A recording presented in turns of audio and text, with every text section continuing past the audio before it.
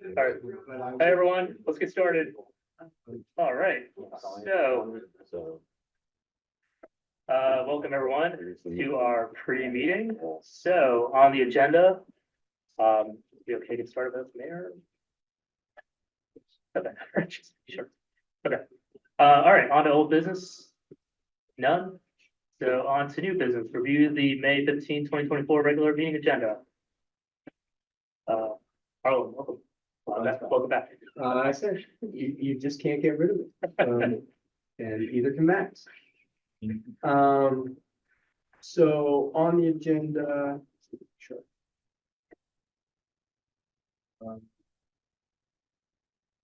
First thing was awards of 2024 Franklin Park Community Scholarships. Move to appoint Anthony Starko as police detective effective May 19th, 2024 at a salary of $13,672. Also, on the agenda after that, public comments. Dennis is going to read the scholarship recipients. Good. She'll, Yeah. Oh, good. I don't know, do we have public comments? After the scholarship. So it's good. I mean, Yeah, well, it'll be open for 5-minute comment by anybody who wants to know we have comments. Yeah. but I mean, don't we have a rule that they have to submit in your? That's only if they would do it on. that's it, right? There were none. That's in addition to just signing up at the time. Right. Okay, so they can do either. Yeah. Monthly reports, we've got, motion. The first motion was to appoint, the officer of detective. Second motion, move the minutes of the April 17th pre-post meeting, and May 1st, 2024 work session minutes be approved. Third motion, move the April treasurer's financial report be accepted as read. And we have a police report, fire report, building inspector's report. We'll have an announcement of an executive session, during which we'll talk about eminent domain matters. Old business, I see none. New business, motion 4, to authorize payment of bill. Motion 5, to enter a second addendum to a development agreement with Memory Lane Venture for the development and construction of Bliss Residential Land Development Plan located in the R2 zoning district. Motion 6, move to authorize a 1/3 partial payment of the annual donation to the McCandless Franklin Park Ambulance Authority in the amount of $24,309. Motion number 7, be to move the borough enter into a first addendum to a development agreement with Orchard Hill Church for the Orchard Hill Church Pavilion project located in 2551 Grant School Road. Motion 8, move to purchase a new speed timing device. Max told me about this. For the police department from Jamar Technologies, Inc. of Hatfield at a cost of $4,000, almost said $4 million. $4,790, $4,679. We have a ordinance number 684/2024, which amends chapter 184 of the code of the Borough of Franklin Park. That's an amendment to your Saldo subdivision land development ordinance to adopt regulations for the preservation of existing tree vegetation and wooded areas. This is I think the initial reading of that, and hasn't been advertised yet. So this is first introduction. Motion number 9, move PNC Bank letter of credit reference number 1813860 in the amount of $55,000 for the YMCA Pavilion project be reduced by $55,000 to 0 and canceled in accordance with the letter from Lennon Smith Solar Ray Engineering Inc. dated May 7th, 2024. I don't see anyone. Sean's not. Dave's here. Oh, Dave's here for Sean. Okay. Motion 10, moves Western Surety Company Site Improvement Performance Bond number 301-72506 in the amount of $551,700 for the Wetco Pro Car Wash located at 2620 Nicholson Road be reduced by $546,749.50. It's an extra two zeros on there, my apologies. Motion 10, just do 50 cents. Leaving a balance of $4,950 for remaining improvements in accordance with the letter from Lennon Smith Solar Ray Engineering Inc. dated May 8th, 2024. Motion 11, move to release the cash bond in the amount of $43,450 being held for the Oak Grove Final Subdivision Plan Maintenance Agreement in accordance with the letter of Lennon Smith Solar Ray Engineering dated April 23, 2024, less $7,204.77 owed to the borough for unpaid escrow and snow removal costs. And finally, motion 12 is to accept the resignation of Aaron Vestick from the Recreation Board effective May 9, 2024.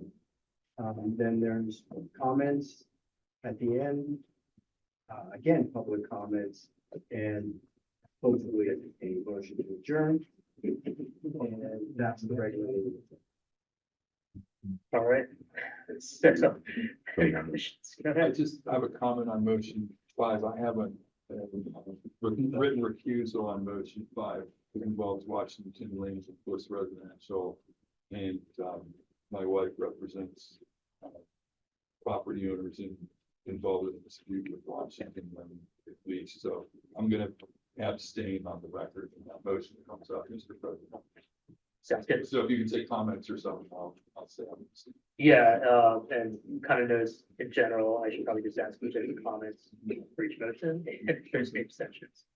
The general practice, so yes, I'll bring that up. Thank you. Okay, any other questions on the agenda, comments? Okay. All right, moving on, so, manager report session items, first one, Acorn Park. We touched on this briefly at the last meeting, but just to make sure council's aware, we have a preliminary approval on our NPDES permit from DET. It was posted May 10th for public comment. The posting period expires June 10th.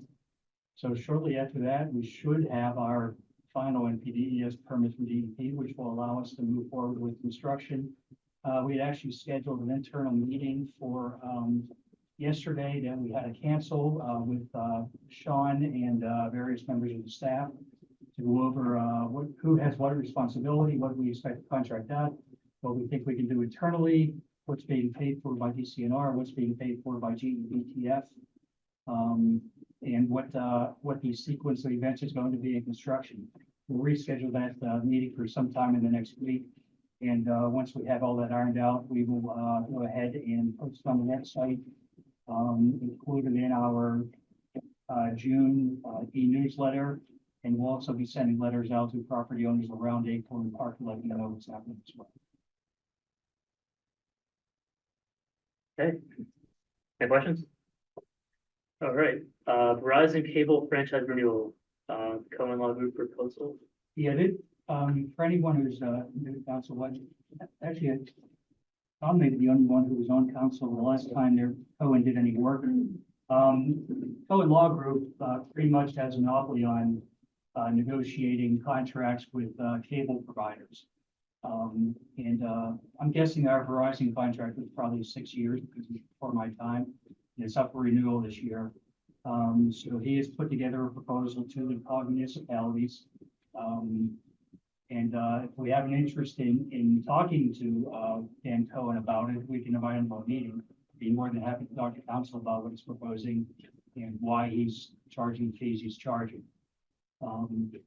He generally, as part of this, does an audit as well, and in the past, he has normally found instances where cable providers have not included certain types of revenue when calculating the franchise fee. So he normally finds money for the municipality when it's moving on. But if council would like to talk to Mr. Cohen, since we're relatively new to this, I'd be happy to schedule him for the June work session. So charge. No charge for anything. Okay. If I'm not mistaken, it's Dan Cohen. Yes. Name is very familiar, I think. What time he was the city council? way back. I was gonna say planning commission. Yeah, when they changed the rules 2 years ago. we changed it. The 50 yards, Yes. yes, that was, okay. Um, in this letter, I noticed in the packet, it's all 15 municipalities in North Hills. Is it, you remember Tom, like, Well, yeah, I think that there's a discount if all 15 dollars. That's what I read. It's like the 20% 20%? discount if we get 11 through 15 of those. Tomorrow night's a COG meeting, and I'm just wondering if we're going to read on how many we're going to go along, but I would recommend participating in this because the time we would involve our solicitor, review the documents and everything. And I was involved with it, consolidated. They were actually up for renewal this year, but then they pulled out of the business. Right there. As I know, I don't have them anymore. John, do you recall, did we find money last time during the letter? You know, I don't recall if we did. I don't remember the results of that. It was, I literally probably around 2015. Would there be historical records that would be found money from the last audit? Yeah, I'm not sure. We can, Might be something them. you want to ask. You just ask them. We should Yeah. know. how much did you actually? maybe if we're gonna ask him to come, maybe give him a heads up, we want to know what the historical. Absolutely. I'll put in a plug for Dan. I represent a number of municipalities down in the Quaker Valley Quaker Valley area. And Dan's been doing their reviews every year for close to 30 years. And my experience with Dan and his team, I mean, he's got others who work with him. That's all they do. That's the only kind of law they practice. They deal with Verizon and Comcast and the other companies on such a regular basis. They know which buttons to push and where the leverage is and where there's not. So they don't waste a lot of time. Sometimes I have clients who prefer to have me do the review, and 9 times out of 10, they don't really save any money when I do the review, because basically I just review Dan's work. It's fair to ask Dan the question, why should we go with you? What benefits us?